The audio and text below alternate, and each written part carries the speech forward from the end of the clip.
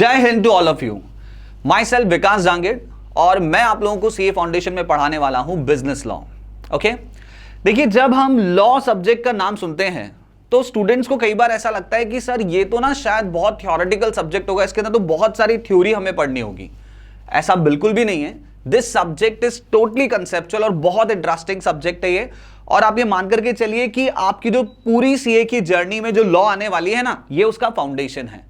अगर आपने CA foundation की लॉ बहुत अच्छी तरह से समझी है तो आप ये मान करके चलिए कि आपको कभी भी सीए के अंदर किसी भी, चाहे आप किसी भी लेवल पर हो, चाहे आप इंटर के फर्स्ट ग्रुप में हो, चाहे आप सेकेंड ग्रुप में हो, चाहे आप फाइनल में हो, कभी भी आपको कोई परेशानी नहीं आने वाली। Even this law is connected to your other subjects also. जब आप ऑडिट भी पढ़ रहे होंगे ना, तब भी लॉ आपको हेल्प करेगी। तो इसीलिए आपको बहुत अच्छी से और बहुत कंसेप्चुअली इस सब्जेक्ट को पढ़ना है। ओके, चलिए तो स्टार्ट करते हैं हम लोग पढ़ना। देखिए लॉ जो है, सबसे पहली बात हम ये समझें कि क्या एक ही तरह की लॉ होती है या लॉ को भी हम कैटेगराइज कर सकते हैं। तो देखो बेटा, लॉ को ना हम बेसिकली दो तरह से क्लासिफाई कर सकते हैं। दो तरह की लॉ ऑपरेट करती है दुनिया में, हम ऐसा बोल सकते हैं। एक लॉ को हम कहेंगे क्रिमिनल लॉ। ओके, अब नाम से ही समझ में आ रहा है आपको क्रिमिनल लॉ। तो ये लॉ कब एक्शन में आती है? जब भी कोई क्राइम कमिट होता है। Whenever a crime commits, this law comes into action। और क्रिमिनल लॉ का ऑब्जेक्टिव होता है गिल्टी को, जिसने क्राइम किया है उसे पनिश करना। ठीक है, चाहे जैसे कोई चोरी हो गई या कोई डकैती हो गई या कोई मर्डर हो गया, तो इन दैट केस कौन सी लॉ एक्शन में आएगी? क्रिमिनल लॉ एक्शन में आएगी। और क्रिमिनल लॉ के अंदर सेक्शंस, प्रोसीजर्स, रूल सब कुछ इस तरह से लिखे हैं कि वो आपको मदद करेगा गिल्टी को पनिशमेंट दिलाने में, जिसने वो क्राइम किया उसे पनिशमेंट दिलवाने में। ओके, क्रिमिनल लॉ के अलावा दूसरा क्लासिफिकेशन हम लॉ का कर सकते हैं, दैट इज बिजनेस लॉ। अब ये बिजनेस लॉ के अंदर क्या होता है? Whenever a business takes place, और I can say whenever a business transaction takes place, the business law comes into action. आप किसी कंपनी के शेयर सब्सक्राइब कर रहे हैं, आप किसी के साथ पार्टनरशिप कर रहे हैं, आप कोई चेक काट के दे रहे हैं, हमेशा जब भी आप कोई बिजनेस करेंगे, चाहे वो किसी भी नेचर का हो, whenever you will do a certain business, this business law will come into action. Business law का ऑब्जेक्टिव क्या होता है? देखिए, बिजनेस लॉ का ऑब्जेक्टिव किसी को पनिशमेंट दिलवाना नहीं है। बिजनेस लॉ का ऑब्जेक्टिव हमेशा यह होता है कि जो भी पार्टीज ने आपस में एक दूसरे के साथ अग्री किया है वो उस बात को अच्छे से निभाएं। अगर कोई एक पार्टी अपनी की हुई बात नहीं निभा रही है और इसके कारण दूसरी पार्टी का कोई नुकसान हो रहा है, तो उस नुकसान की भरपाई करवाना, this is the main objective of business law always. Okay, तो अगर कोई आपसे पूछेगा कि बिजनेस लॉ का अल्टीमेट ऑब्जेक्टिव क्या है, तो हम बोलेंगे देखो, बिजनेस लॉ का अल्टीमेट ऑब्जेक्टिव किसी को पनिशमेंट दिलवाना नहीं है। बिजनेस लॉ का अल्टीमेट ऑब्जेक्टिव है कि अगर आपके किए हुए वादे को तोड़ने की वजह से सामने वाली पार्टी का, सामने वाले व्यक्ति का किसी तरह का कोई नुकसान हो रहा है, तो उसके नुकसान की भरपाई करवाई जाए। This is the only and utmost objective of business law. Okay, अब अगर आप if you are about to become a lawyer, अगर आप एक लॉयर बन रहे होते तो डेफिनेटली आपको क्रिमिनल लॉ भी पढ़ाया जाता है, at the same point of time आपको बिजनेस लॉ भी पढ़ाया जाता। But you are into the course of CA, आप तो सीए के कोर्स में हैं। आप सीए के कोर्स में क्रिमिनल लॉ का तो कोई ज्यादा काम है नहीं, तो सीए के कोर्स में ना आपको सारा फोकस किस पे दिया जाएगा? बिजनेस लॉ पे दिया जाएगा। ओके, अच्छा, एक और जरूरी बात, एग्जैक्टली हम लोग आपके मॉड्यूल में क्या है वो स्टार्ट करें उससे पहले एक और जरूरी बात कि लॉ लिखी कैसे हुई है। क्या ऐसा है क्या कि पूरी की पूरी लॉ जो है वो किसी ने एक किताब के अंदर एज इट इज शुरू से लेके एंड तक लिख रखी हो? ऐसा तो पॉसिबल है नहीं, क्योंकि बिजनेस भी कोई एक तरह का तो नहीं होता ना। जैसे पार्टनरशिप होती है, कंपनी जो है वो क्रिएट होती है, कंपनी फॉर्म में लोग बिजनेस करते हैं, लिमिटेड लाइबिलिटी पार्टनरशिप फॉर्म में लोग बिजनेस करते हैं, ओपीसी होती है, there are many forms of business. Okay, इसी तरह से एक इकोनॉमी के अंदर कई तरह के बिजनेस ट्रांजैक्शंस होते हैं। तो इसीलिए ना बिजनेस लॉ ऐसा नहीं है कि एक ही जगह पर पूरी की पूरी लिखी हुई हो। जब हम बात करते हैं बिजनेस लॉ की, तो we will see that there are various acts. बहुत सारे क्या हैं? एक्ट्स हैं। जब जब जिस जिस तरह की जरूरत पड़ती गई, सरकारें उस तरह के क्या बनाती गई? एक्ट्स बनाती गई। और वो सारे के सारे एक्ट्स जो कि बिजनेस से संबंधित है, सब किस कैटेगरी में आ जाते हैं? बिजनेस लॉ की कैटेगरी में आ जाते हैं। कई सारे एक्ट्स तो आपने 11th और 12th में भी पढ़े हैं बिजनेस लॉ के, जैसे कि फॉर एग्जांपल आपने negotiable instrument act 1881 class 11th में अकाउंट्स के अंदर पढ़ा था, अगर आपको याद हो तो। हालांकि तब आपने जो उसका लॉ वाला पार्ट था, जो इंटरप्रिटेशन वाला पार्ट था, वो आपने ज्यादा डिस्कस नहीं किया होगा। 12th क्लास के अंदर आपने इंडियन पार्टनरशिप एक्ट 1932 पढ़ा है, कंपनीज एक्ट 2013 आपने पढ़ा है। तो ऐसा नहीं है कि आज हम जब बिजनेस लॉ के बारे में बात करें तो आप पहली बार ही इससे रूबरू हुए हैं, ऐसा बिल्कुल भी नहीं है। इससे पहले भी हम बिजनेस लॉ के सर्टेन एक्ट्स को डिस्कस कर चुके हैं in class 11 and in class 12। हाँ, डिटेल में एग्जैक्टली बिजनेस लॉ क्या है, इसे पढ़ने का तरीका क्या है और ये असल में क्या चीज है, ये आप सीए फाउंडेशन से ही पढ़ना स्टार्ट करते हैं। तो बिजनेस लॉ के अंदर बहुत सारे एक्ट्स हैं, तो ऑब्वियसली हमें एक्ट्स पढ़ने हैं। हम सीए फाउंडेशन में जो बिजनेस लॉ के अंदर एक्ट्स गिवन हैं, उसमें से आज हम सबसे पहला एक्ट पढ़ना स्टार्ट करेंगे। And this first act is that we will study is Indian contract act 1872। भैया ये जो एक्ट है ना, ये ना सभी एक्ट की मां है, मां। This act is called as mother of all acts. सभी एक्ट्स की ये मां है। ऐसा क्यों बोला जाता है? ऐसा इसीलिए बोला जाता है कि इंडियन कॉन्ट्रैक्ट एक्ट 1872 जिन प्रिंसिपल्स पर बेस्ड है, जिन कंसेप्ट्स पर बेस्ड है, इसके बाद जितने भी एक्ट आए हैं वो कहीं ना कहीं उन्हीं प्रिंसिपल्स को ही आगे एक्सटेंशन करते हुए या उसी प्रिंसिपल्स को और डीप पे लेकर के जाते हैं। लेकिन अल्टीमेटली फाउंडेशन क्या है? फाउंडेशन किसी भी एक्ट का, किसी भी बिजनेस लॉ के एक्ट का जो फाउंडेशन है, जो उसकी नींव है, वो नींव क्या है? वो नींव है इंडियन कॉन्ट्रैक्ट एक्ट 1872। तो आप ये मान करके चलो कि ये पहला एक्ट जो आपको दिया गया है ना, आईसीआई ने जो पहला एक्ट आपको पढ़ा है, मतलब आईसीआई वाले बहुत समझदार है, उन्होंने बहुत सही ढंग से आपका जो क्यूरिकुलम है उसको लिखा हुआ है from the very beginning of CA foundation towards the CA final. और ये जो पहला एक्ट वो आपको पढ़ा रहे हैं, इसकी बहुत ज्यादा इंपॉर्टेंस है, तो आपको इसे बहुत अच्छी तरह से समझना है और काफी इंटरेस्टिंग भी है एक्ट। चलिए स्टार्ट करते हैं। अच्छा, ये एक्ट लागू कब हुआ था? साल तो यहां पर लिखा हुआ दिख रहा है हमें। कौन से साल में लागू हुआ था ये? सन 1872, इन द ईयर 1872। डेट मैं आपको बता देता हूं। डेट थी इसकी 1 सितंबर 1872। अब मुझे एक बात बताओ, इन द ईयर 1872 क्या भारत देश आजाद था? Obviously not. उस समय हमारे देश में किसका रूल था? ब्रिटिशर्स का रूल था। तो इसका मतलब ये एक्ट हमारे देश में किसने इंप्लीमेंट किया था? ब्रिटिश गवर्नमेंट ने इंप्लीमेंट किया था।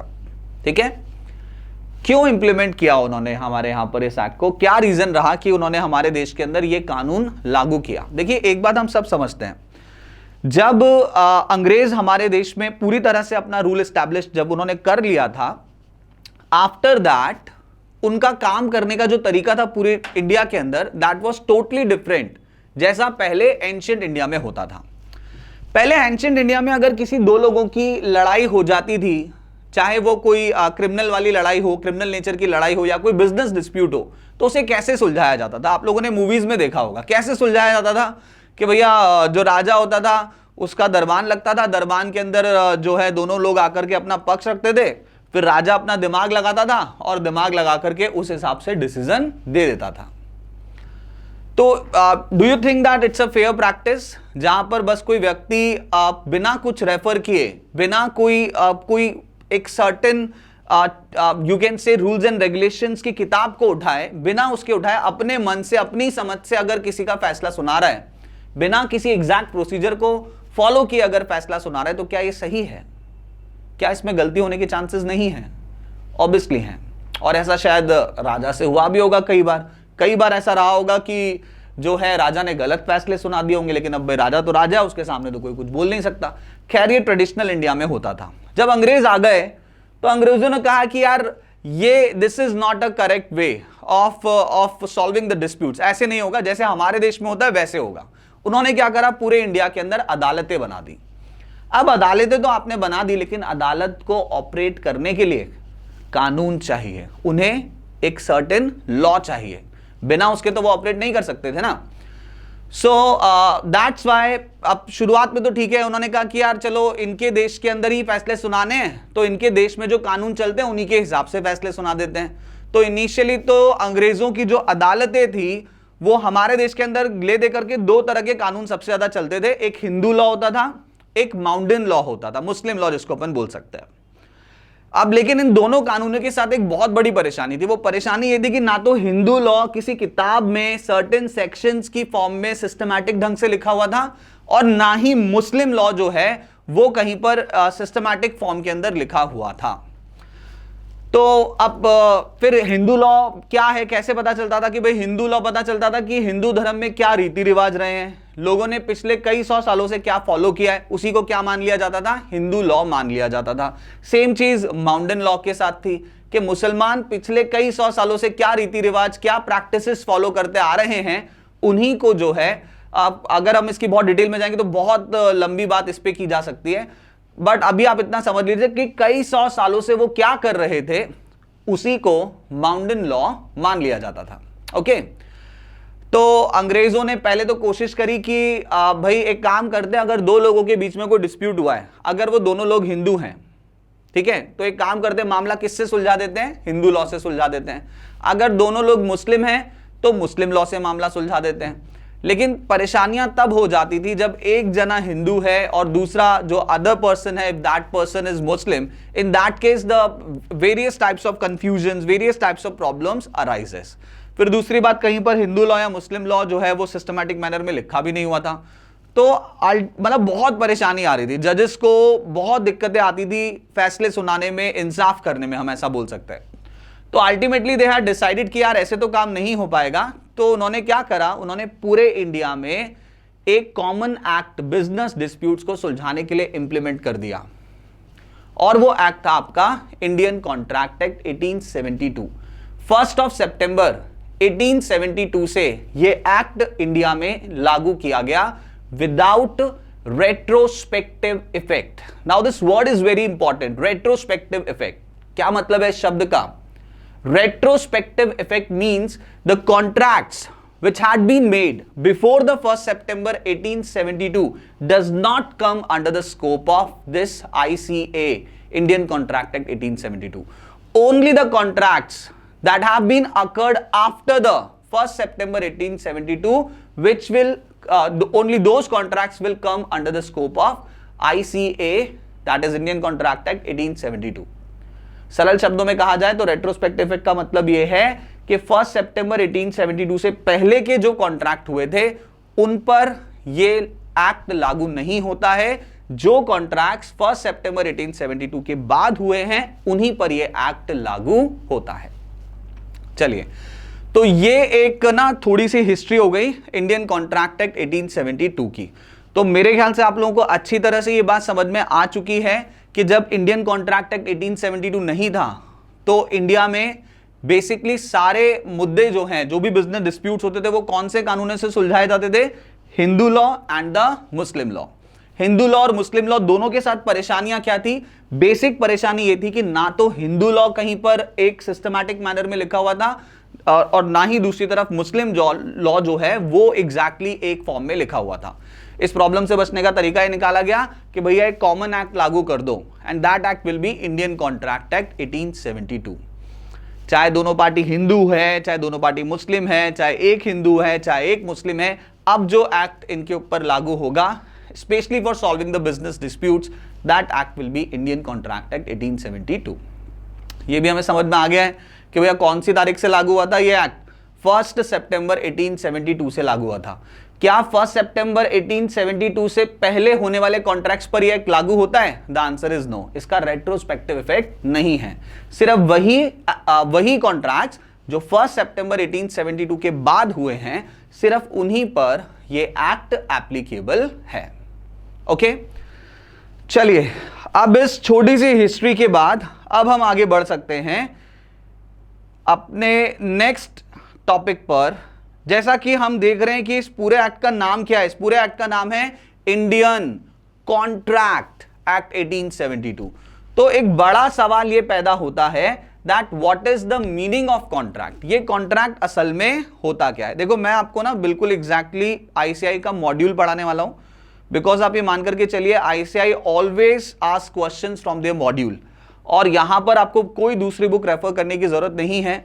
मैं आपको मॉड्यूल में से पढ़ा रहा हूं, तो आफ्टर द क्लास आप भी बहुत आराम से आईसीआई के मॉड्यूल में से सब चीजों को रिवाइज कर सकते हैं जो भी कुछ आपने पढ़ा, और देन अगर आपको कोई डाउट्स आते हैं तो वो डाउट्स आप मुझसे पूछ सकते हैं। ठीक है, तो सबसे पहली बात हमें यही समझनी है कि ये जो हम कह रहे हैं ना बार बार इंडियन कॉन्ट्रैक्ट कॉन्ट्रैक्ट कॉन्ट्रैक्ट, तो सबसे पहली बात हमें यही समझनी है कि कॉन्ट्रैक्ट असल में होता क्या है। देखिए वैसे कोई नया शब्द तो है नहीं है, ऐसा तो नहीं है कि आपने कॉन्ट्रैक्ट को पहले कभी सुना नहीं होगा, पहले भी सुना होगा आपने कॉन्ट्रैक्ट को।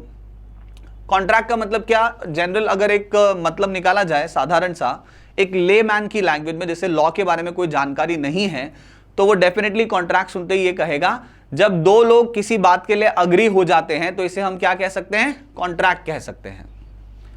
बट अगर उस व्यक्ति से यह पूछा जाए कि एग्रीमेंट क्या होता है, तो definitely in most of the cases that person will be confused. उसे लगेगा कि यार एग्रीमेंट और कॉन्ट्रैक्ट एक ही तो होता है, कहां डिफरेंस है दोनों में, एक ही तो मतलब है। दो लोग अगर किसी बात के लिए एग्री करें तो वही एग्रीमेंट है और वही क्या है, कॉन्ट्रैक्ट है।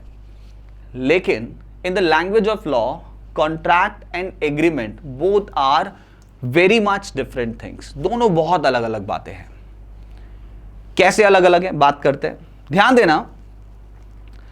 Actually what is a contract, law की भाषा में जब भी कोई एग्रीमेंट होता है और अगर वो एग्रीमेंट एनफोर्सेबल बाय लॉ है, if that agreement is enforceable by law, तो वो एग्रीमेंट क्या बन जाता है, कॉन्ट्रैक्ट बन जाता है।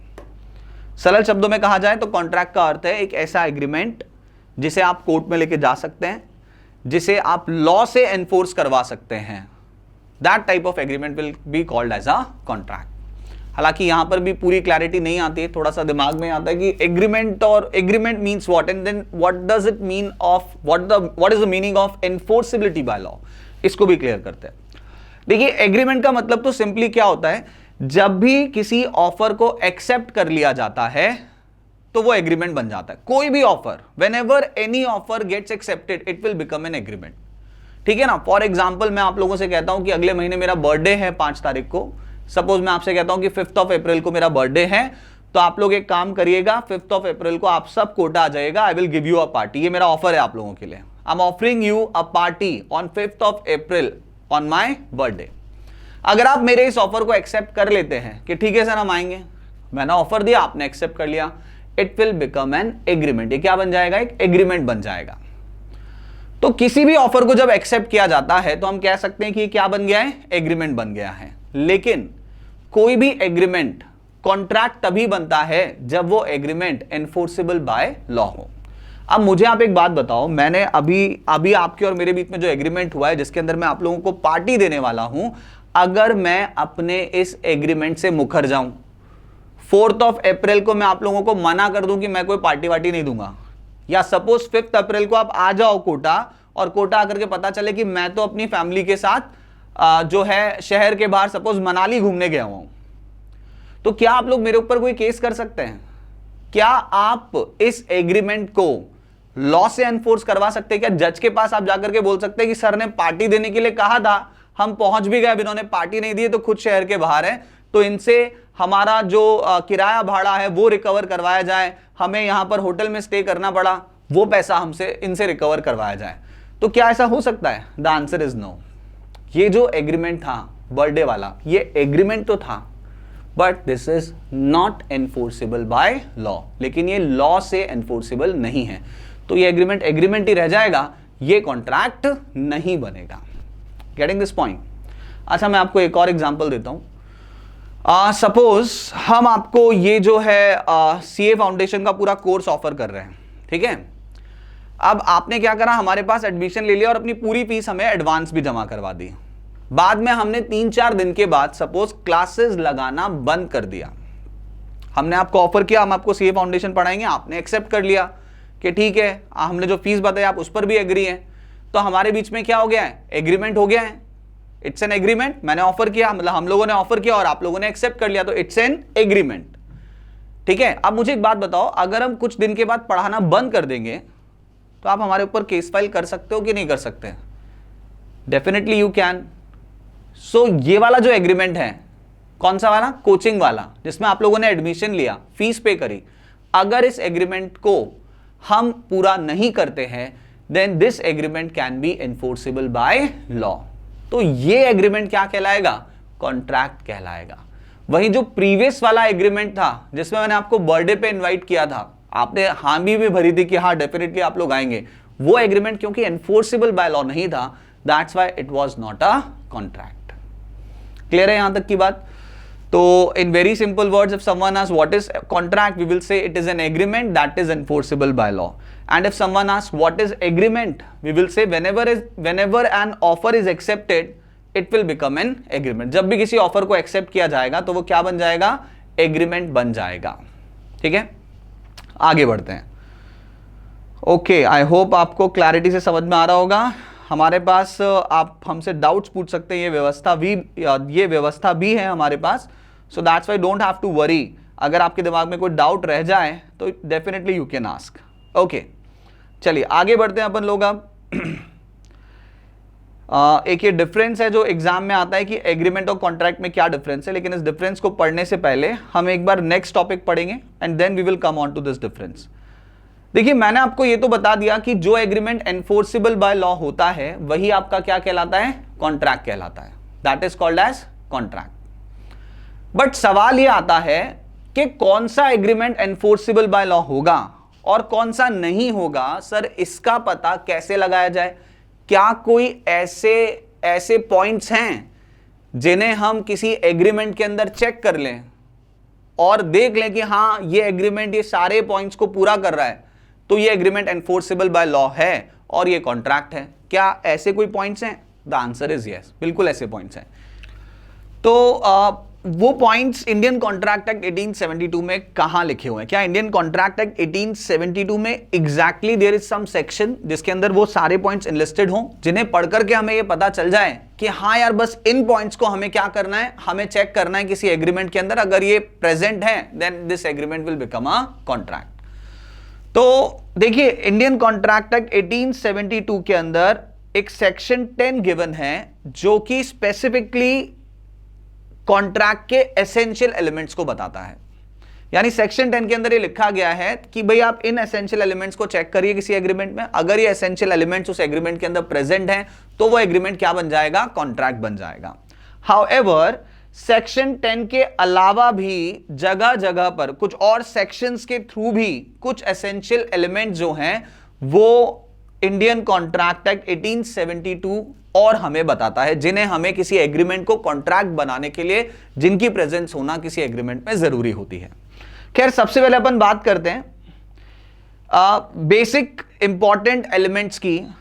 और ये जो इंपॉर्टेंट एलिमेंट्स हैं जिनके बारे में भी हम डिस्कस करने वाले हैं, they are not given in section 10 but they are considered as essential. पहले हम इनको पढ़ेंगे, फिर हम देखेंगे कि कौन से एसेंशियल एलिमेंट जो हैं वो सेक्शन 10 के अंदर लिखे हुए हैं जिनकी प्रेजेंस किसी एग्रीमेंट को क्या बनाती है, कॉन्ट्रैक्ट बनाती है। एवरीवन प्लीज ध्यान देना। देखिए, सबसे पहली और जरूरी बात जो कि एसेंशियल एलिमेंट है, however it is not written in section 10, लेकिन स्टिल इट इज इंपॉर्टेंट, ये जरूरी है, एसेंशियल है। मतलब मैं इस बात को फोकस क्यों कर रहा हूं, क्योंकि एग्जाम पॉइंट ऑफ व्यू से इंपॉर्टेंट है। मतलब एग्जाम में ना इस तरह का क्वेश्चन आपको आ सकता है या इस तरह की बात आपको लिखने के लिए आ सकती है कि आप ना वो एसेंशियल एलिमेंट्स बताइए जो सेक्शन 10 में गिवन है। तो फिर इन दैट केस आपको एसेंशियल एलिमेंट्स वही लिखने हैं जो एग्रीमेंट को कॉन्ट्रैक्ट बनाने के लिए जरूरी होते हैं, लेकिन वो एसेंशियल एलिमेंट्स वही होने चाहिए जो कि सेक्शन 10 के अंदर इनलिस्टेड है। और अगर मान लो आपको क्वेश्चन आता है कि कौन से ऐसे एसेंशियल एलिमेंट्स हैं जो किसी एग्रीमेंट को कॉन्ट्रैक्ट बनाने के लिए जरूरी है but they are not written under the section 10, लेकिन वो सेक्शन 10 में जरूर लिखे हुए नहीं हैं, तो फिर इन दैट केस आपको उन एसेंशियल एलिमेंट्स के बारे में बताना है जो कि सेक्शन 10 में गिवन नहीं है। ठीक है, ओके। तो अभी हम पहले कौन से वाले एसेंशियल एलिमेंट्स को फोकस करने वाले हैं, जो सेक्शन 10 के अंदर लिखे हुए एसेंशियल एलिमेंट्स हैं वो, या जो सेक्शन 10 में नहीं लिखे हुए हैं वो? द आंसर इज हम पहले उन एसेंशियल एलिमेंट्स की बात करेंगे जो कि एग्रीमेंट को कॉन्ट्रैक्ट बनाने के लिए जरूरी है, लेकिन वो सेक्शन 10 के अंदर लिखे हुए नहीं है। उनमें से पहला एसेंशियल एलिमेंट है टू पार्टीज। देखिए, कोई भी एग्रीमेंट कॉन्ट्रैक्ट तभी कहलाएगा जब उस एग्रीमेंट के अंदर कम से भी कम दो पार्टीज इन्वॉल्व हो। मैं आपको एक एग्जांपल देता हूं। सपोज मैं एक कागज लेता हूं और कागज के ऊपर ना अपने आप से एक वादा करता हूं। क्या वादा करता हूं? मैं अपने आप से एक वादा करता हूं कि आज से 5 साल के बाद मैं अपनी सारी प्रॉपर्टी एक पर्टिकुलर एनजीओ को डोनेट कर दूंगा। ऐसा वादा मैं खुद से करता हूं, ठीक है ना। मैंने सपोज 500 रुपए के स्टैम्प पेपर पे बात लिखी, अपना खुद का सिग्नेचर किया, मैंने उसे उसकी नोटरी भी करा ली, मतलब मैंने उसे कोर्ट के पास रजिस्टर भी करा लिया उस डॉक्यूमेंट को, ठीक है। नाउ द क्वेश्चन अराइजेस कि अगर 5 साल के बाद मैं उस स्टैम्प पेपर पे लिखे हुए डॉक्यूमेंट को अगर मैं फॉलो नहीं करता हूं, तो क्या ये पूरा जो एग्रीमेंट है, क्या इसे कोर्ट में एनफोर्स करवाया जा सकता है? सपोज जिस एनजीओ को के नाम पर मैंने प्रॉपर्टी करने की बात की थी, ये डॉक्यूमेंट उस एनजीओ तक पहुंच जाता है। अब वो एनजीओ वाले मेरे पास आते हैं और मुझसे आकर के कहते हैं, देखो आपने खुद ने अपने आप से 5 साल पहले वादा किया था, स्टैम्प पेपर पे लिख के वादा किया था कि आप अपनी प्रॉपर्टी किसके नाम पे कर देंगे? हमारे नाम पे कर देंगे। तो अब आप अपनी सारी प्रॉपर्टी हमें क्या कर दीजिए? डोनेट कर दीजिए। अगर मैं मना कर दूं तो क्या उस डॉक्यूमेंट को कोर्ट में ले जाकर के मेरी प्रॉपर्टी को एनजीओ वाले अपने नाम पे करवा सकते हैं? The answer is no. क्योंकि अगर ये डॉक्यूमेंट कोर्ट में गया और जज ने इस डॉक्यूमेंट को पढ़ा, तो जज यही बोलेगा कि भाई इसमें पहली पार्टी ये खुद है और ये वादा ये किससे कर रहे हैं? ये वादा ये खुद अपने आप से कर रहे हैं। तो पहली पार्टी भी ये खुद है, but there is no other party in the agreement. लेकिन दूसरी पार्टी तो एग्रीमेंट में है ही नहीं। क्योंकि सिर्फ एक ही पार्टी है यहां पर, दूसरी पार्टी हमें नजर नहीं आ रही है, ये वादा खुद से किया गया है। So that's why this agreement will not become a contract. ये एग्रीमेंट क्या नहीं बनेगा? कॉन्ट्रैक्ट नहीं बनेगा। तो आप ये बात याद रखिएगा, किसी भी एग्रीमेंट को अगर कॉन्ट्रैक्ट होना है तो कम से भी कम 2 पार्टीज का होना जरूरी है। दूसरा एसेंशियल एलिमेंट, जो एसेंशियल तो है लेकिन सेक्शन 10 में मेंशन नहीं है, दूसरा ऐसा एसेंशियल एलिमेंट है intention to create legal relationship. देखिए, डेली बेसिस पर ना हम कई तरह के ऐसे एग्रीमेंट करते हैं जिन एग्रीमेंट्स को करते समय ना हमारे दिमाग में लीगल रिलेशनशिप क्रिएट करने का कोई इंटेंशन नहीं होता। लीगल रिलेशनशिप मतलब आप ऐसे समझ सकते हैं कि अगर इसने ये वाला काम नहीं किया तो मैं इस पर डेफिनेटली केस फाइल कर दूंगा। कैसे नहीं करेगा ये काम? मैं कोर्ट में जाकर के इसको स्यू कर दूंगा, इस तरह का इंटेंशन। तो बहुत सारे ऐसे एग्रीमेंट होते हैं डेली बेसिस पर जिनमें इस तरह का लीगल रिलेशनशिप क्रिएट करने का इंटेंशन नहीं होता है। जैसे डेफिनेटली एग्जाम से पहले कई बार पापा आपसे वादा करते होंगे कि बेटा तू इस बार इस वाले एग्जाम में डिस्टिंक्शन ले आ, मैं तेरे को बाइक दिला दूंगा। आप उनके इस ऑफर को एक्सेप्ट भी करते होंगे, लेकिन क्या उस समय आपके दिमाग में ये इंटेंशन होता होगा कि अगर जो है अगर पापा ने मुझे बाइक नहीं दिलाई 75% आने के बाद भी, तो मैं पापा के ऊपर केस फाइल कर दूंगा? क्या ऐसा इंटेंशन आपके दिमाग में होता है? Obviously no. तो डेली बेसिस के कई सारे ऐसे एग्रीमेंट होते हैं जिनके अंदर लीगल ऑब्लिगेशन क्रिएट करने का कोई इंटेंशन नहीं होता है। ऐसे एग्रीमेंट्स कॉन्ट्रैक्ट नहीं बन सकते। हाँ, अभी जैसे मैं आपको एक और एग्जांपल दूं, भाई हम सपोज आपको पढ़ा रहे हैं और आप हमें फीस जमा करवा रहे हैं, इस तरह के एग्रीमेंट में लीगल ऑब्लिगेशन क्रिएट करने का इंटेंशन होगा कि नहीं होगा? डेफिनेटली होगा आपके दिमाग में कि अगर हमने पैसा दे दिया और इन्होंने नहीं पढ़ाया तो हम इन्हें कोर्ट में स्यू कर देंगे। ये इस तरह का इंटेंशन आप लेके चलेंगे। आप होटल में खाना खाने के लिए जाते हैं तो होटल वाले के दिमाग में भी लीगल ऑब्लिगेशन क्रिएट करने का इंटेंशन है कि हमने इन्हें खाना खिलाया और अगर इन्होंने बाद में पैसे नहीं दिए तो हम इनसे लॉफुली इस पैसे को रिकवर कर सकते हैं। तो यहां पर लीगल रिलेशनशिप क्रिएट करने का इंटेंशन है। वी विल सी लेटर कि किस तरह के, मतलब कुछ ऐसे पहले के केसेस हैं जिनको रेफर करते हुए हम और अच्छी से इस बात को गहराई से समझेंगे कि भाई लीगल रिलेशनशिप क्रिएट करने के इंटेंशन का एग्जैक्टली मीनिंग क्या है। बट मेरे ख्याल से मोटे तौर पर आपको ये बात समझ में आ रही होगी कि रोजमर्रा में हम जो अपने दोस्तों से वादे कर रहे हैं, अपने फैमिली मेंबर से डोमेस्टिक एग्रीमेंट्स कर रहे हैं, शादी के इन्विटेशंस हम देते हैं कि भाई आप हमारे यहाँ शादी में खाना खाने के लिए आइएगा, अगला उसे एक्सेप्ट कर रहा है, तो क्या आप उसके साथ कुछ ऐसा इंटेंशन रख रहे हैं कि अगर ये खाना खाने नहीं आया और इसके बदले का खाना हमें फेंकना पड़ा तो हम इसके ऊपर केस फाइल करेंगे? क्या इस तरह का इंटेंशन आपके दिमाग में होता है? Obviously not. तो ये जो डोमेस्टिक एग्रीमेंट्स है, दोस्तों के साथ किए गए एग्रीमेंट है, किसी को शादी में बुलाना या बर्थडे में बुलाना, इस तरह के एग्रीमेंट्स के अंदर लीगल ऑब्लिगेशन क्रिएट करने का इंटेंशन जनरली नहीं होता है। दैट्स वाई ये जो एग्रीमेंट्स है क्या नहीं बन पाते हैं? कॉन्ट्रैक्ट नहीं बन पाते हैं। तो भैया कॉन्ट्रैक्ट बनाना है तो लीगल रिलेशनशिप क्रिएट करने का इंटेंशन होना चाहिए। अब तीसरा एसेंशियल एलिमेंट जो सेक्शन 10 में गिवन नहीं है but still it is important, that is fulfilment of legal formalities. देखो कॉन्ट्रैक्ट एक्ट 1872 साफ तौर पे कहता है कि अगर किसी कॉन्ट्रैक्ट को करने के लिए खास तरह की लीगल फॉर्मेलिटी का कंप्लायंस करना जरूरी है, तो जब तक उस लीगल फॉर्मेलिटी को कंप्लाई नहीं किया जाएगा तब तक वो एग्रीमेंट कॉन्ट्रैक्ट नहीं बनेगा। फॉर एग्जाम्पल, मान लो मैं अपना घर आपको बेचने की बात करता हूं। मैं कहता हूं कि मैं अपना घर आपको 1 लाख रुपए में बेच दूंगा। आप कह देते हैं ठीक है सर, बिल्कुल आपका ऑफर स्वीकार है, हम एक्सेप्ट करते हैं। लेकिन ये एग्रीमेंट हम कैसे करते हैं? ओरली करते हैं, ठीक है। अब जब भी आपको इमूवेबल प्रॉपर्टी किसी को ट्रांसफर करनी है तो एक ट्रांसफर ऑफ प्रॉपर्टी एक्ट अलग है, उसके अंदर लिखा हुआ है कि कोई भी जमीन जायदाद सामने वाले को तब तक ट्रांसफर नहीं हो सकती जब तक वो कॉन्ट्रैक्ट रिटर्न में ना हो, जब तक ट्रांसफर डीड रिटर्न में ना बने। तो मैंने ओरली कहा कि मैं अपना मकान आपको बेचना चाहता हूं, 1 लाख रुपए में खरीदोगे क्या? आपने भर दी हाँ कि ठीक है सर हम खरीद लेंगे बिल्कुल। क्या हमारा ये एग्रीमेंट कॉन्ट्रैक्ट हो गया? द आंसर इज नो, क्योंकि ये इमूवेबल प्रॉपर्टी को ट्रांसफर करने का एग्रीमेंट है और इस तरह के एग्रीमेंट में एक लीगल फॉर्मेलिटी चाहिए। और वो लीगल फॉर्मेलिटी क्या है? That is the legal formality is कि वो आपका जो पर्टिकुलर एग्रीमेंट है वो किस में होना चाहिए? रिटर्न में होना चाहिए। Got it? क्लियर है ये बात? तो तीसरा essential element, fulfilment of legal formalities. तो अगर किसी खास तरह के एग्रीमेंट के लिए कोई सर्टेन लीगल फॉर्मेलिटी का कंप्लायंस जरूरी है, तो जब तक वो लीगल फॉर्मेलिटीज को कंप्लाई नहीं किया जाएगा तब तक वो एग्रीमेंट कॉन्ट्रैक्ट नहीं बन सकता। फोर्थ एसेंशियल एलिमेंट जो कि जरूरी है किसी एग्रीमेंट को कॉन्ट्रैक्ट बनाने के लिए, लेकिन ये भी जो है किसी सेक्शन 10 के अंदर नहीं लिखा हुआ है। This fourth essential element is certainty of meaning. देखिए इट्स वेरी इंपॉर्टेंट कि जब भी आप किसी के साथ कोई एग्रीमेंट कर रहे हैं तो उस एग्रीमेंट का जो मतलब है वो डेफिनाइट, वो सर्टेन होना चाहिए। अगर सर्टेनिटी ऑफ मीनिंग नहीं है तो वो एग्रीमेंट कॉन्ट्रैक्ट नहीं कहलाएगा। फॉर एग्जाम्पल, हम आपसे कहते हैं कि हम आपको पढ़ाएंगे, आप पूछते हो ठीक है सर पढ़ा तो दोगे, फीस कितनी लोगे बताइए? हम कहते हैं कि यार फीस देख लेना, अपने हिसाब से दे देना, जो भी देना चाहो वो दे देना।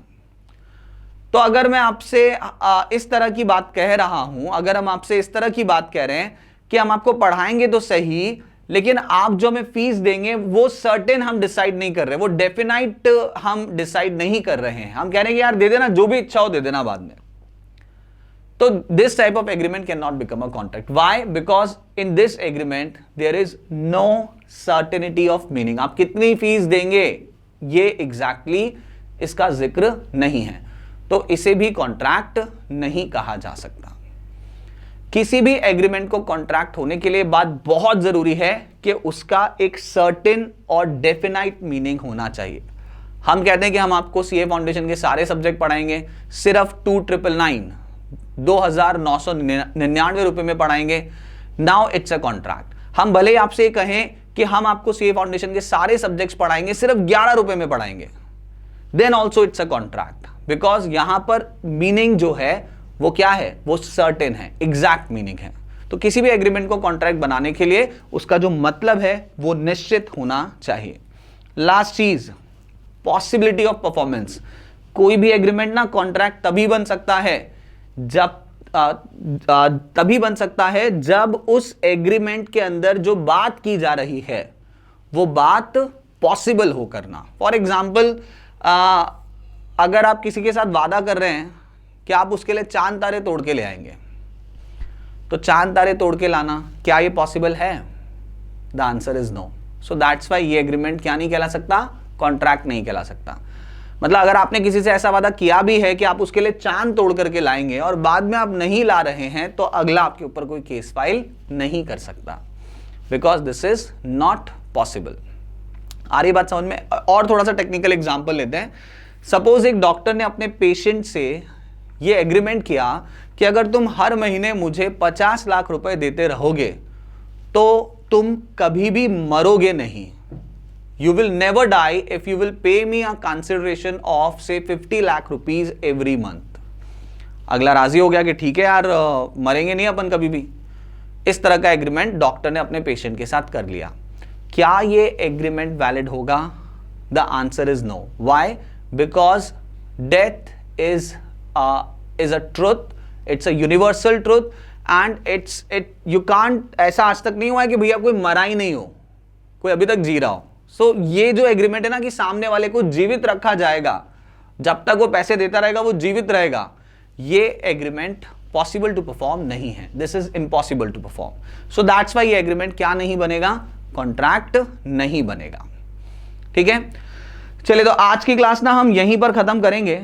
और आज हम लोगों ने क्या क्या पढ़ लिया है आपको अच्छी तरह समझ में आ गया कि कॉन्ट्रैक्ट एक्ट 1872 से पहले क्या चलता था? Hindu law, mountain law systematic manner में नहीं था, तो इसीलिए उसकी जगह क्या लेकर के आ गए? Indian contract act 1872। फिर हमने पढ़ा अच्छा कि कौन सी तारीख को लागू हुआ था ये कॉन्ट्रैक्ट एक्ट? 1 सितंबर 1872 को लागू हुआ था। क्या पहले वाले कॉन्ट्रैक्ट्स पर ये एप्लीकेबल है? The answer is no. जो बाद में हुए थे ये सिर्फ उसी पर क्या है? एप्लीकेबल है। कॉन्ट्रैक्ट होता क्या है? अगर कोई एग्रीमेंट एनफोर्सेबल बाय लॉ है तो वो कॉन्ट्रैक्ट कहलाता है। अच्छा, एग्रीमेंट क्या होता है? देन हमने समझा कि जब भी किसी ऑफर को कोई एक्सेप्ट कर लेगा तो वो ऑफर क्या बन जाएगा? वो ऑफर प्लस एक्सेप्टेंस क्या बन जाएगा? एग्रीमेंट बन जाएगा।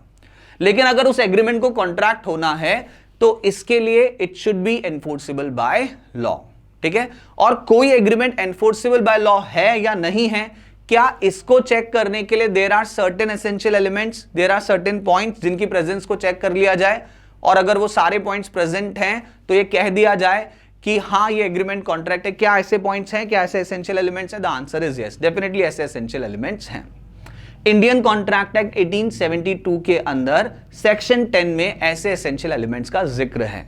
हाँ, उन एलिमेंट्स के अलावा भी जो सेक्शन 10 में गिवन है, कुछ और एसेंशियल एलिमेंट्स की भी जरूरत होती है किसी एग्रीमेंट को कॉन्ट्रैक्ट बनाने के लिए।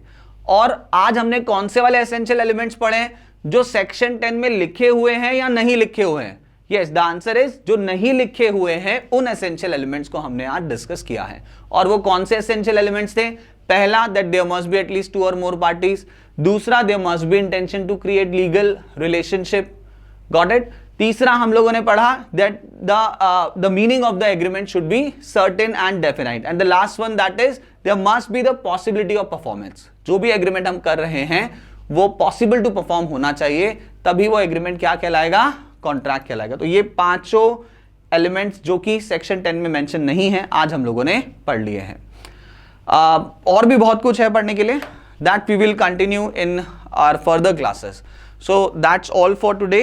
अगर आप लोगों को इसके अंदर कोई डाउट रहता है तो आप हमारे व्हाट्सएप नंबर पर अपना डाउट जो है वो वॉइस नोट बना के या कोई भी इमेज क्लिक करके आप वो डाउट हमसे पूछ सकते हैं। Thank you very much. Thank you all of you.